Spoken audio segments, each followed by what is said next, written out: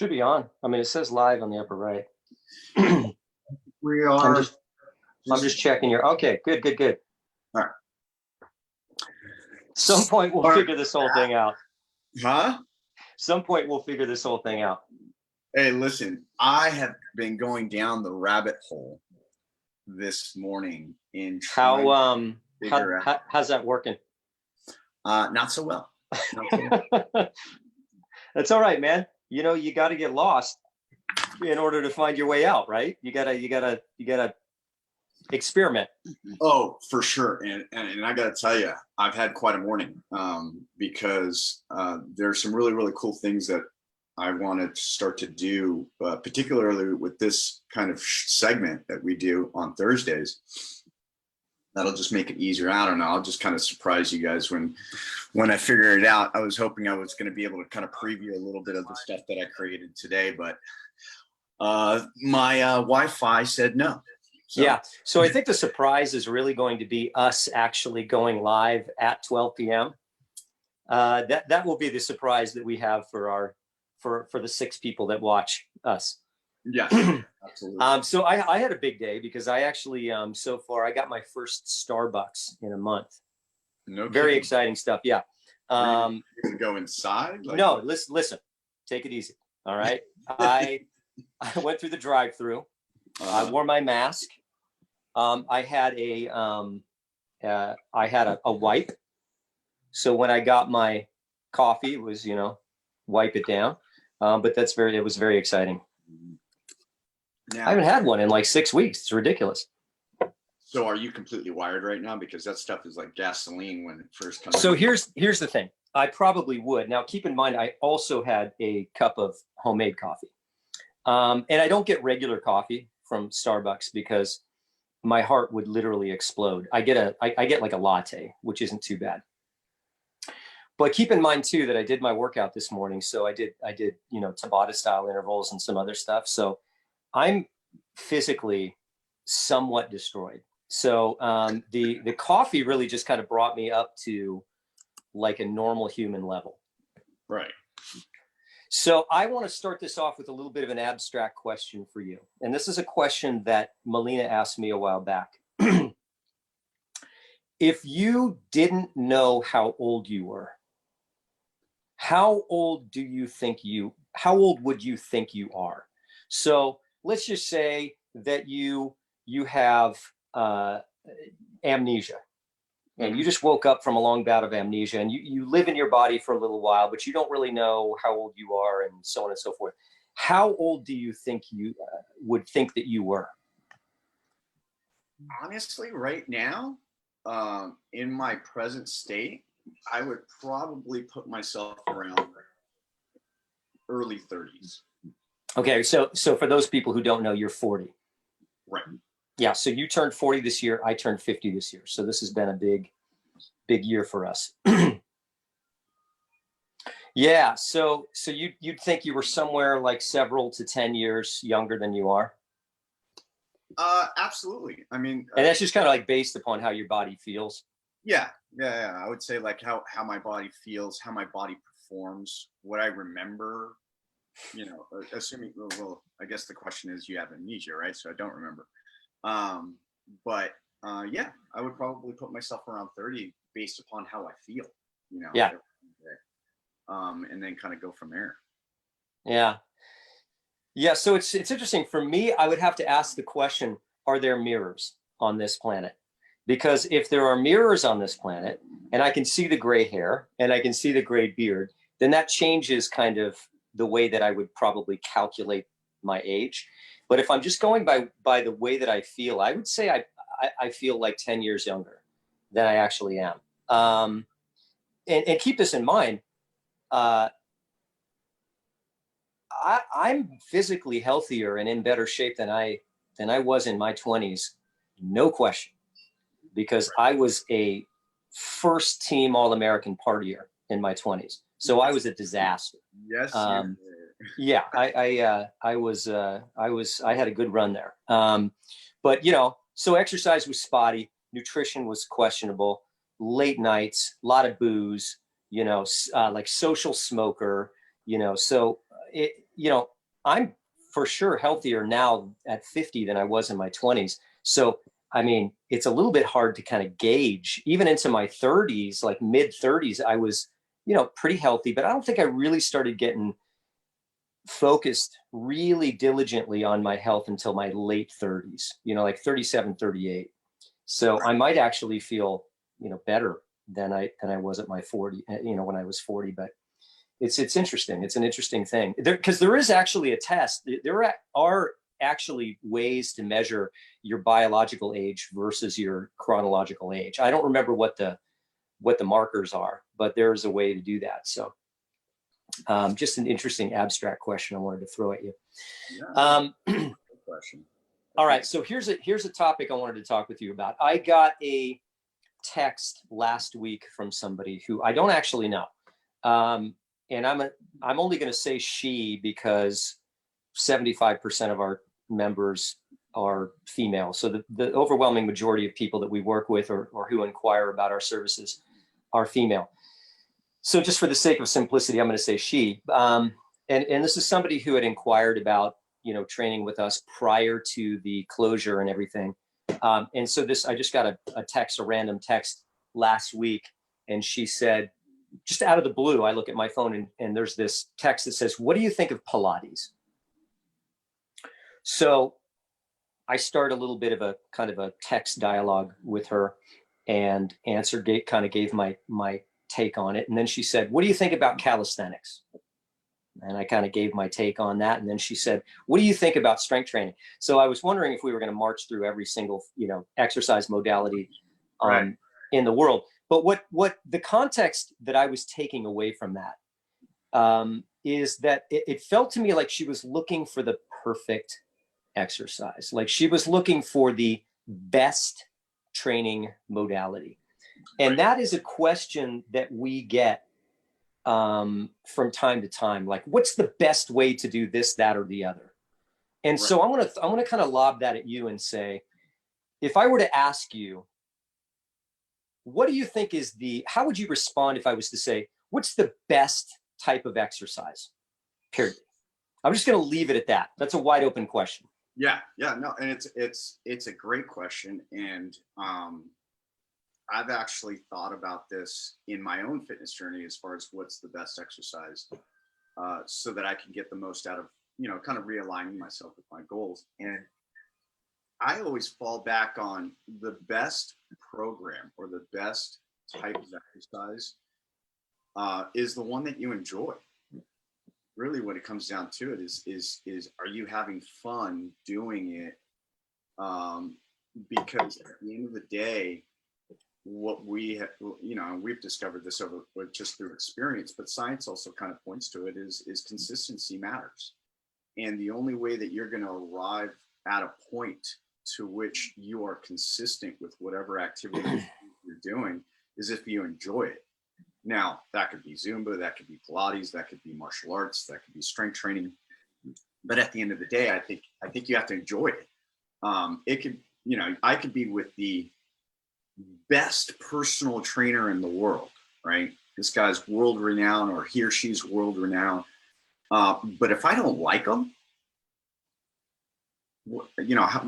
how consistent am I going to be with those appointments? How consistent am I going to be over a long period of time so that I can finally arrive to where I want to go goal wise, right? So even with the type of person, I don't believe that there is a best type of trainer either, right? Of course, there's certain things like education and experience and different things like that. But, take it a step further, even the person that I work with matters. And I don't know that there's a best coach or a best program that will help me to kind of get to the point where I'm actually achieving what I want to achieve when it comes to physically, mentally, whether it's mobility goals or whether it's weight loss goals or anything like that. At the end of the day, I have to enjoy what I'm doing, and I have to enjoy what I'm doing with whoever is coaching me through that process, right? Because I've been to martial arts studios, and you probably have done the same thing with boxing and stuff like that, where you walk in and you love martial arts and you love the activity, but you walk into the facility and the coach is just a dick, Yeah, and Ah, in martial arts that happens a lot because martial arts is a dickish business, and there are a ton of really great and amazing martial arts instructors and coaches and studios and such. But yeah, I think from that perspective, what I've always told people is, especially when you're picking a person or a studio, it has to feel right, and that's one of those kind of subjective standards that you can't really put any clear measurement on as a metric, but it has to feel right.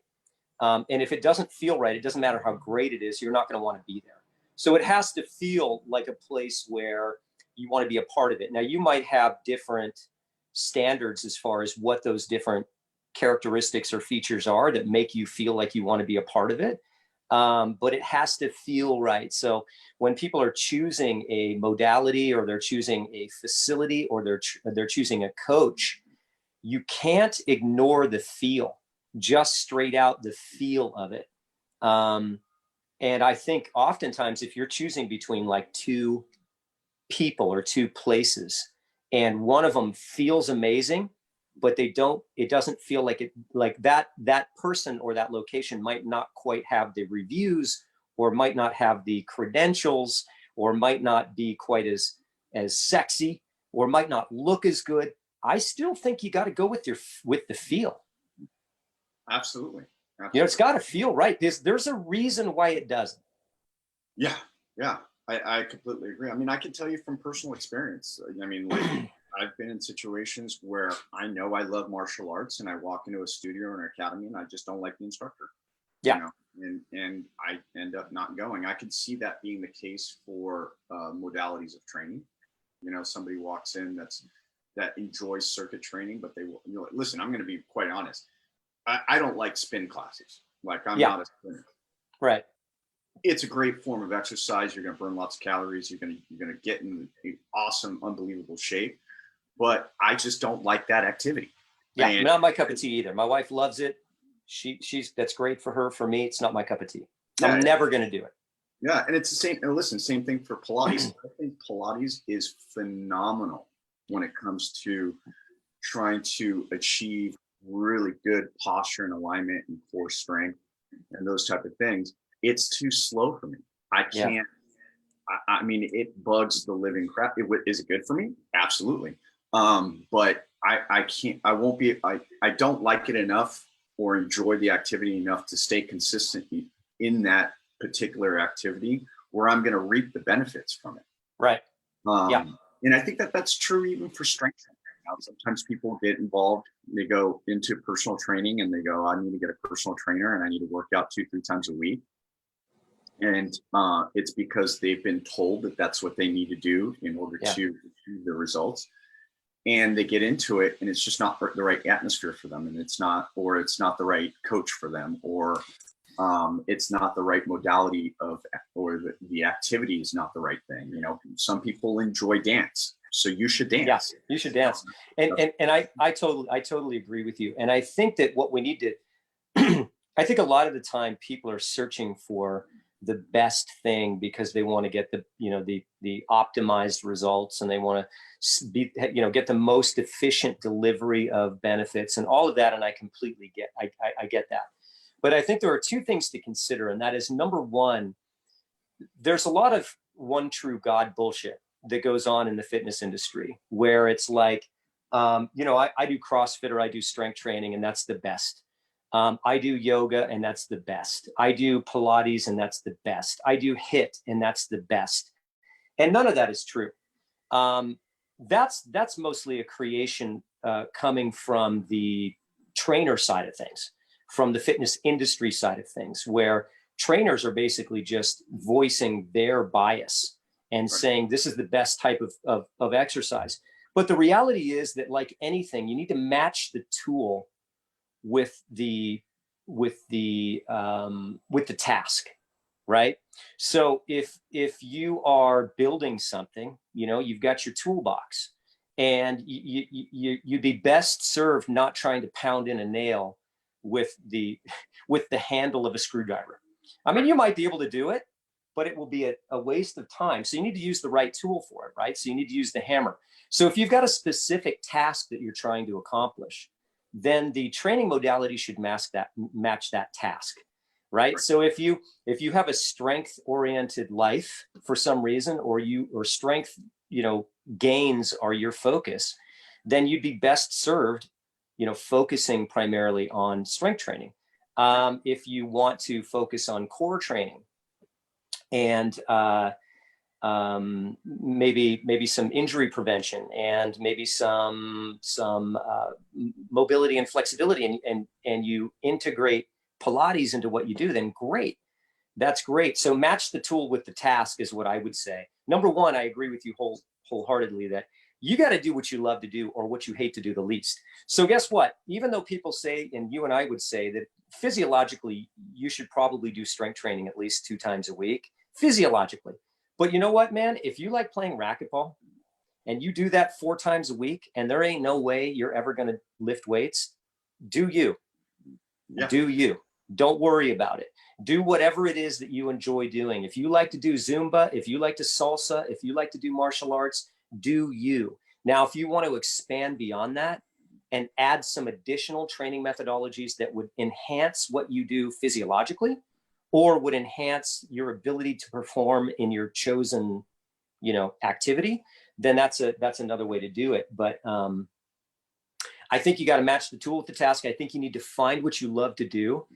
And where would you fall on, like, how would you put things together? Let's say that you're putting together a combination of activities for ideal or optimal human conditioning.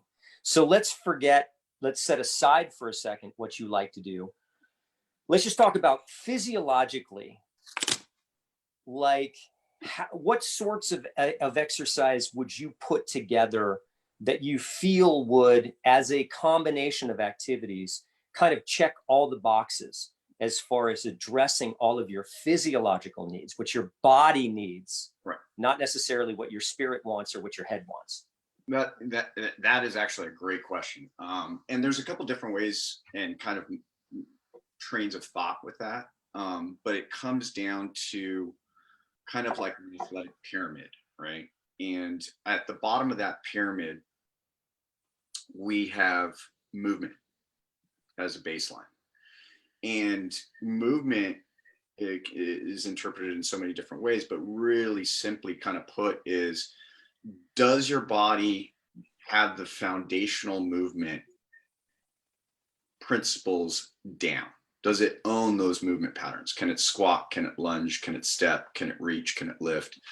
Can it rotate? Can it do these type of things? Once we establish that kind of baseline. And so why is that important? That's important because, listen, I can't get my joints to be in the right position. It doesn't matter what my activity is. I'm going to struggle with dance because I won't be able to have the proper posture in dance. If it's basketball or baseball, I may have limitations in my movement when I throw a ball or when I run or different things like that, that will eventually lead to an injury that will eventually take me out of whatever I like and enjoy doing. So I'm back down to square one again, right? So do I have the movement baseline? The second kind of tier to that is, do I have the strength? So can I load my movement patterns, right? That could be kettlebells, bands, whatever you enjoy doing. Upside of that, can I perform? So can I move? Can I take my baseline movements under load and apply any type of speed to it? Right, because the key here is that if you don't have solid movement mechanics, and then you introduce external load to that, all you're going to have is crappy movement with weight. Right. And it's actually going to make good movement more difficult because you're going to be trying to control or manage that external load. Right. And that could actually throw you or put you into more compromising positions that could result in injury. There's actually a good saying, and I'm blanking on the strength and conditioning coach that quotes it, so I'll make sure that I give him credit after this, which is, I'm not interested in how poorly you how much weight, how many times you can move something poorly is how it Right. goes, right? Right. That's not what we're interested in when we do Right. those. So just be simply taking a weight off the ground and going, I got it up above my head, doesn't qualify for whether or not you should be doing that movement. Right. You may not be prepared. You may not have the baseline movement that's necessary in order for you to perform that movement. And that's why, listen, you should be doing this with a professional and not trying to just YouTube your workouts and go, okay, I did what that person did. Get some other eyes on there. Right. You posted what to you and me is a hilarious gym fails video of people just dumping weights on themselves, and the one where the guy's doing the bench press on the plastic patio chair that just disintegrates underneath him. I about peed when I saw that one. Implodes. I mean, general rule, people, you probably don't want to use a plastic piece of patio furniture when you're doing heavy weights. That's just a PSA. You may proceed. Yes. And listen, I want to kind of talk to you about stupid things on fitness equipment in just a little bit. But so we got movement, we've got strength, we've got performance. And then at the top of the pyramid, that's our skill. That's what we love to do. And if we can kind of not skip the steps in that process, when we do arrive at the point that we're doing the things that make what makes us us, right? You will remain in that sport for a long time, or that particular skill for a long time without any type of setbacks. And that's really kind of the athletic pyramid that we try to go after when we're trying to train somebody is let's figure out what is it that you want to do, and in that process, sometimes you may not figure out what that one skill is that makes you, and that's fine. But somebody does come in and goes, I want to golf. And I want to play 18 holes of golf and I want to increase my long game and do those type of things. That's the process that we go through. That's a perfect example because, golf sometimes gets a little bit of a bad rap when people are kind of, golf's not a sport, or that, yeah, it actually is. But that's a perfect example of you need to have solid movement mechanics so that your body can move in a coordinated, competent fashion. Yeah. And then you need to have strength on that so that you can sustain a repeated movement pattern over and over and over without that movement pattern breaking down, because that's when you start to snap hook balls into the street like Will Garcia. And then the third thing is then you need to have the skill on top of that, which is like motor skills and encoding movement and so on and so forth. So that's actually a perfect example. Yeah, absolutely. And I mean, listen, and that's the process. So to answer your question, how do you juggle all these things together and find out what it is that you want to do is, it always comes back down to what we talked about last week, which is what is your big why? What is it that you want to do? And then let's reverse engineer it from there and we'll come up with your program, whether that program involves strength training twice a week, once a week, 3 times a week. It really is. I've always been a really strong program. If you're, for lack of a better term, the best program for you is always going to revolve around what do you like doing? And then how do we support what you like doing with the other days in the week, whether it's involving mobility, whether it's involving meditation, whether it's involving breathing exercises, whatever it is. And then you can kind of figure out what you can do 5, 6, 7 days a week, right? And that's really how I've kind of constructed programs over the years is more of a reverse engineering. And it really comes from a conversation of what do you want to do? What is it that what is your heart desire, what is the thing or the activity that brings you the most amount of joy? Because that's what's going to keep you in whatever physical activity for a long period of time without the struggle of having to get up out of bed and go, oh God, I got to go work out. And the foundation of all of that is having sound movement mechanics. And I think that one of the problems with the fitness industry, the traditional fitness industry, meaning not the PT side of things, not the chiropractic, not the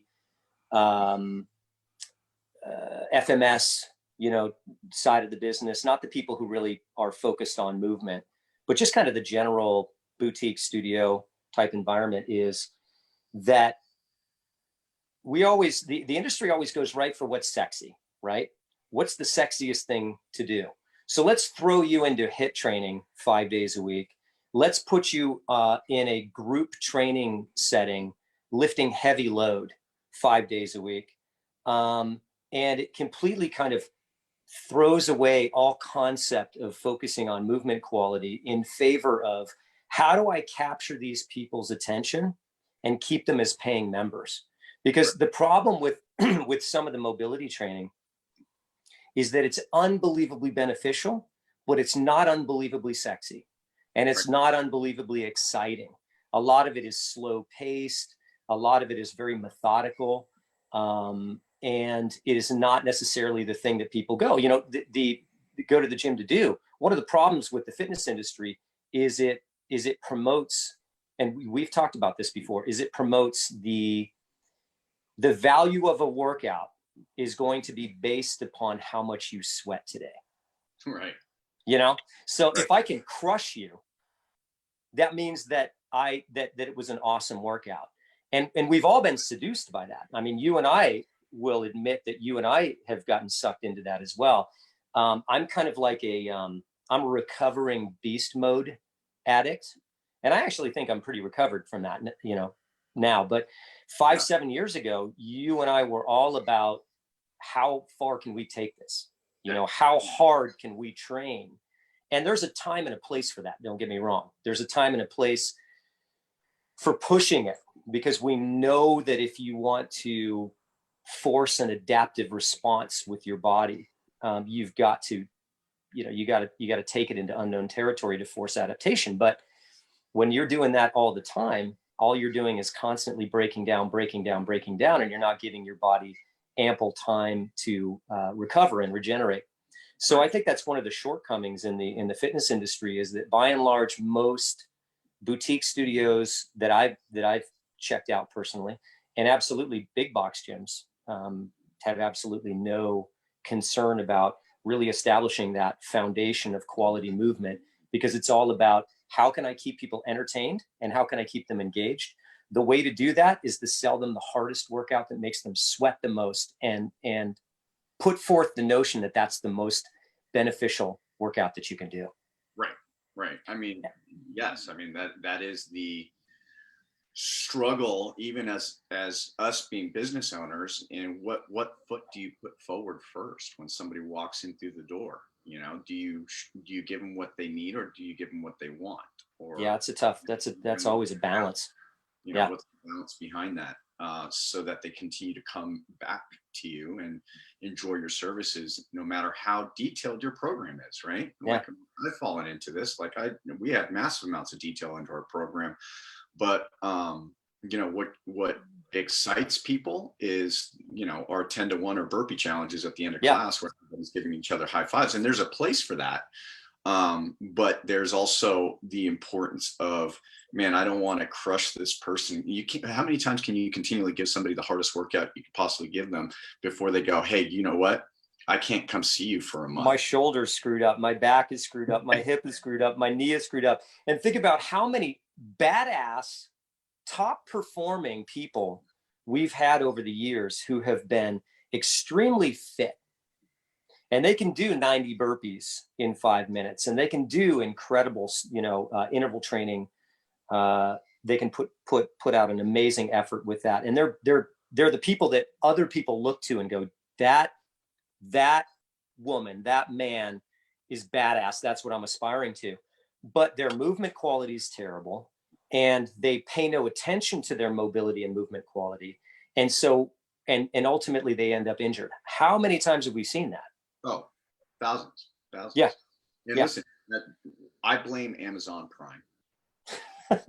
Okay, I want to hear this. I'm loving where you're going with this. I'm blaming Amazon Prime because we live in an age where I want to click on a button and I want it now. Yeah. And it's very, very difficult especially in an age where I can get everything done in 4 weeks, in a 4-week challenge, and get whatever body I want. I can get my Brad Pitt from Fight Club body. And that's not the case. And it's a really hard kind of sell to tell somebody, hey, you can be that badass that you see, but that took 3 years for that person to get there. That's a tough sell, man, because how many people go, man, I can't wait to start this program and get my Instagram body in 36 months. I can't wait to spend 1,000 days doing this. How many people? Nobody does that. No, nobody does that. But it's interesting because they've been sold a lot of crap that isn't true about how much you can change your body in a short period of time. But if you think about it, and you and I both grow vegetables and stuff in our backyard, right? So you and I, we like to grow our own foods. So you put a plant in the ground, right? And then what? You can yell at it. Yeah, right? yeah. No, like you can beg, you can do a dance. You can do a dance. You can go, give me 3 more reps. And it's not growing any faster because it has to go through a process of plant biology. And there's a process that it has to go through. So growth has to undergo a biological process that can't be expedited. It can't be expedited and it can't be circumvented. And people have a hard time realizing that they're trying to affect a biological change in their body. They're trying to reduce body fat, add lean muscle, improve endurance, whatever they're trying to do. All of those are biological and physiological processes. And those simply take time. And those are just immutable laws of nature that you can't really change. And so what I would say to that is the only effect that you can have on the growth of that plant is you can optimize the conditions for success, right? And you and I have talked about this before. How do you optimize the conditions for success when it comes to a plant? Well, you make sure that you put the right soil, you make sure that you deliver the ideal amount of water, and you make sure that you put it in a part of your yard where it gets the ideal amount of sun. Sunlight, soil, and water.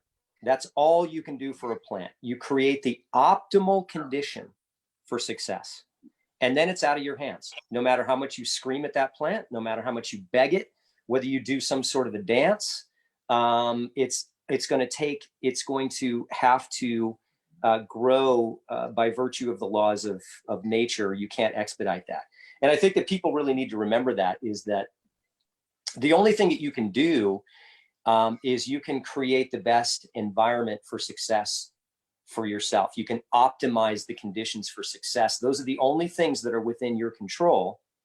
And anything outside of that is up to nature. And nature's going to take its own time and you can't impact that. So what would you consider to be the conditions that you would need or want to optimize in order to produce the best and most efficient and quickest changes in your body? And it doesn't really matter whether you're talking about body fat composition, adding lean muscle, improving endurance, reducing blood glucose, blood pressure, whatever.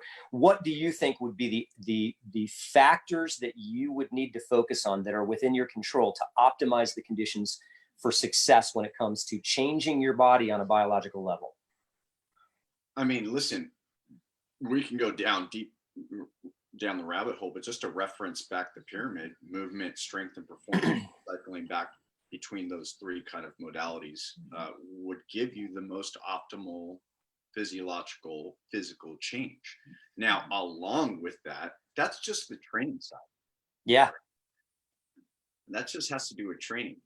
If you're talking about the whole wellness package, now we have to kind of double back. Now the pyramid changes to sleep, nutrition, movement. So for me, where I'm going to go with this, it's eat, move, recover, play, connect. So then you've got the 5 pillars, right? But even if you're just talking like biologically, it's got to be at least eat, move, recover. It's got to be that. It's right. So the things that are kind of, so the things that are kind of within your control, and understand when I say that they're within your control, that doesn't mean that they're easy to do. No. And that doesn't mean that you aren't heavily influenced by external factors when it comes to your behavior.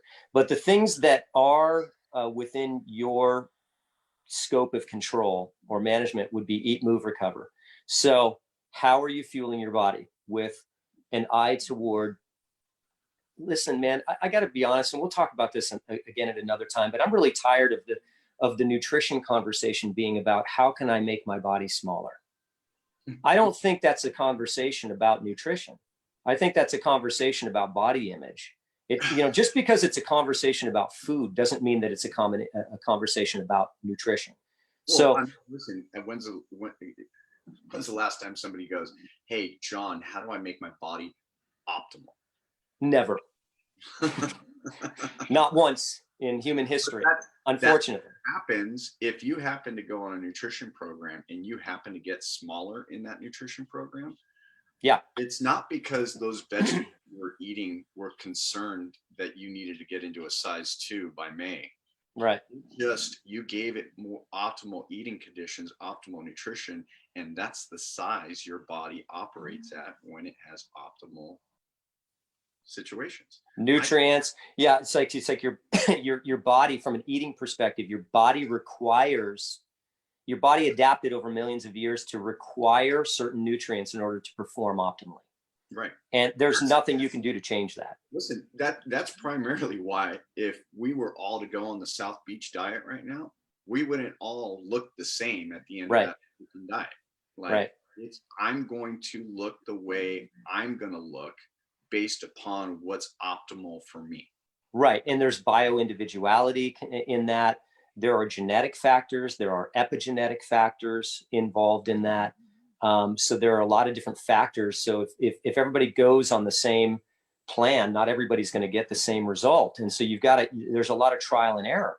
But, so eat, move, recover are the things that you can really kind of influence. So when it comes to eating, I mean, we'll dig into this in different episodes as far as what we consider optimal eating to be, but it's really nutrient density, variety, and taking in as many nutrients as you can so that you're giving your body the nutrients that it needs to be able to be optimal.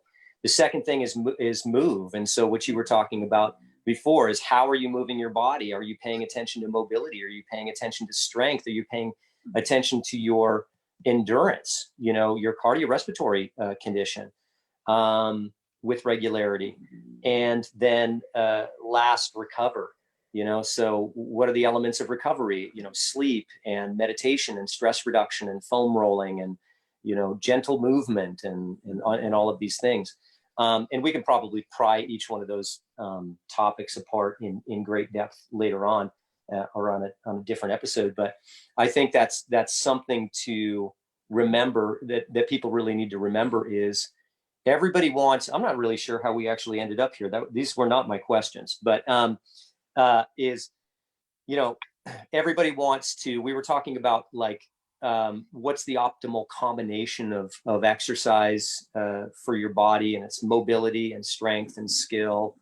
And then how do you optimize the conditions for success? Because you cannot dictate your biology. All you can do is create circumstances that enable your biology to respond in potentially the most beneficial way.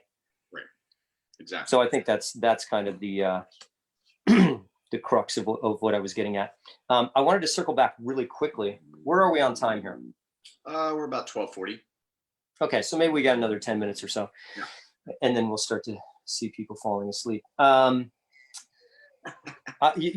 talked about, and this wasn't on my list, but this brought up a question. You talked about, no matter how great your coach is, if you don't connect with him or her, if there's not if you don't feel right, or if you don't feel good, it's not going to matter how good that coach is, because you're not going to want to train with him or her. You're not going to do what he or she is recommending. What are the characteristics of a great coach? Ooh, that's a big one. Listen, I think one for me personally is, are they clear when they communicate? um, for me personally, and I think that this is something that kind of comes from just a personal bias, is I want to, I want a little bit of freedom and autonomy in my training. So meaning I don't need you to micromanage my movements, right? And I feel like when a coach stops the micromanagement of movement, they're actually able to see more in the session. They can see and critique movement when it's necessary, as opposed to just kind of doing it as a default. Listen, I've been doing this for a long time, and so have you. I can tell when somebody is on automatic and they're just saying things to fill the empty gap, right? You talk about you can tell when a coach is doing that, or you can tell. I can tell when a coach is doing that. Right. And they're giving me training cues that I know I'm hitting anyway. Right. But they're just saying it to say it. Right. That I want to give you the perception that I'm paying attention. So I've got these automated chatty Cathy responses. I'm just going to pull the string and I'm going to say, draw in your belly button. Exactly. Make sure that you engage your TV. Yeah. Exactly. So that's a bad coach for me. And listen, I know that move. I've used that move. Yeah. We know all those moves. Yeah. So that's one thing for me, is that. And the other thing is, when a coach asks me questions like, how can I make things better for you? That's really, really important for me. Because then it shows they are not only caring about how I felt during the session, but they're also thinking about what the next session is going to be and how they can innovate and improve that. So what it's sending to me is, this is an innovator. Like he or she is already thinking about what's next. And that's a really kind of important quality, because listen, I think all of us can kind of come complacent in our coaching techniques. And it's really important to always understand that evolution of coaching is infinite. There's no arrival of any coach that should say, you know what, I've got all my coaching cues. I've got all my techniques in place. I've been doing this for a long time. I don't need to improve any further. I think that that's death for a coach. Yeah, totally agree. I want you to grow and improve, but I'm not going to. I think that that's just death for a coach. And listen. So here, take my advice. I'm not using it. Exactly. Even the person who doesn't have the background that me and you have, I think they can pick that up fairly quickly. So that I would say those are kind of my important factors for dealing with a coach too as well. And what also helps a little bit is background, understanding somebody's kind of background and kind of going, and I'm not talking about like educational background, but having them be open to the thought that, for instance, my brother Will's got an awesome background story.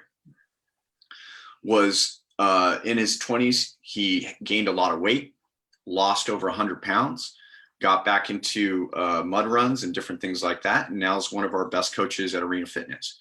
That is a great story that people can kind of relate to, that a lot of times I think that personal trainers or coaches try to have this kind of holier than thou kind of image towards their client.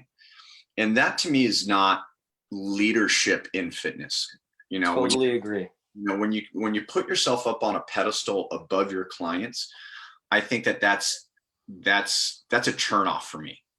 So I don't want to deal with somebody that has always portrayed this image of a Greek god or goddess, and that's all they've ever been.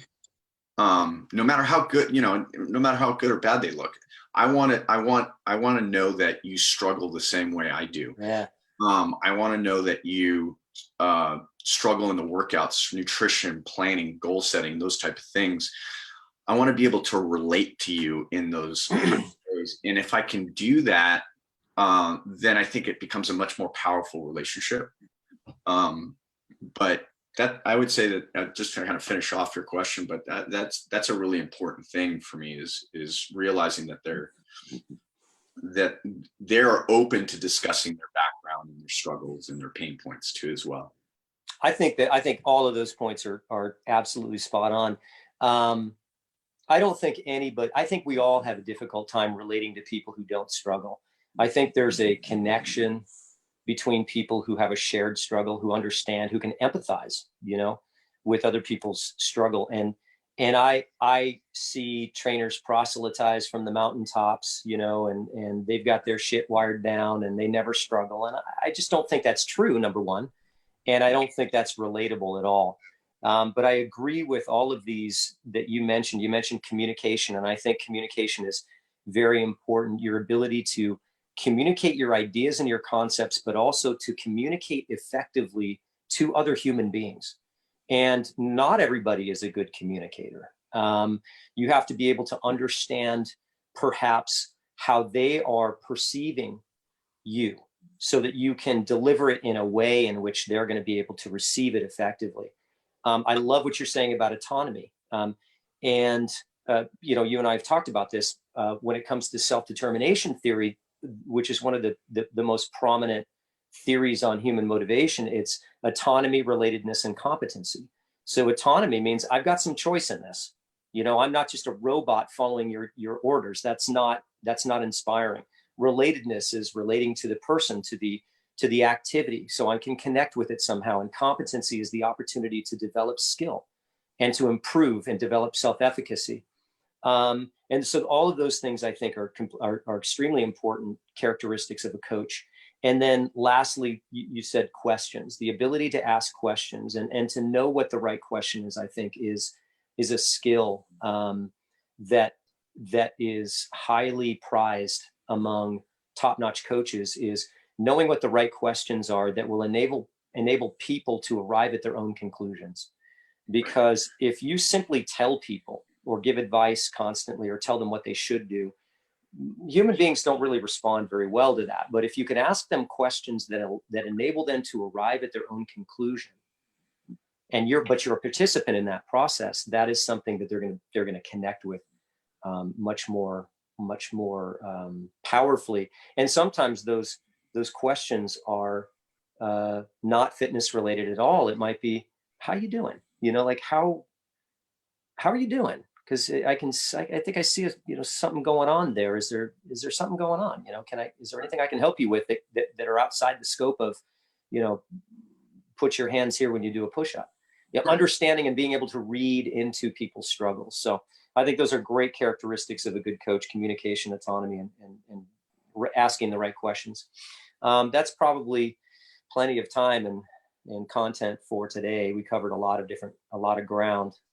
It's interesting whenever we kind of plant a seed, it grows into a weird vine that goes into all these different directions that we don't necessarily anticipate. Our vine grows this way. It goes out like the spokes of a wheel. Yeah. But anyway, cool. Well, thanks for taking the time. This is something that you and I really like doing. Yeah. Thanks to the people that dropped in, and hopefully you got a little value out of this. We've got some great stuff coming up tomorrow. Stacy's doing a core workout at 9:00 in the morning. She's doing a nutrition discussion at 12 p.m. Will be doing a HIIT workout 9 a.m. Saturday morning. Joe's doing his kettlebell workout 9 a.m. Sunday. Monday, Stacy has her 9 a.m. burn class. I'll be talking about the 5 pillars of health on Monday at 12 o'clock. Something that's really cool is at 12:30 on Tuesday, you and I are going to be talking with Dr. Boris Weissman, who is a great friend of ours and longtime member of Arena Fitness. And he's going to be kind of giving us an update medically from the front lines of the kind of battle against coronavirus. So super excited to have Boris on as well.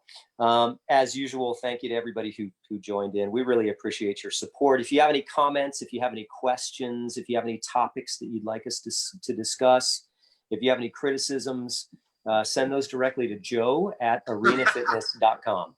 Yeah, outside of that, man, you got anything else? No, I got nothing else, man. I got nothing. All right. To go take a nap from all the 3-hour binging on YouTube that I did earlier today, trying to figure out software. Yeah, I think I'm going to take a nap from my workout earlier. All right, guys. Thanks, Joe. I'll talk to you later. Everybody else, have a great day. Have a good one.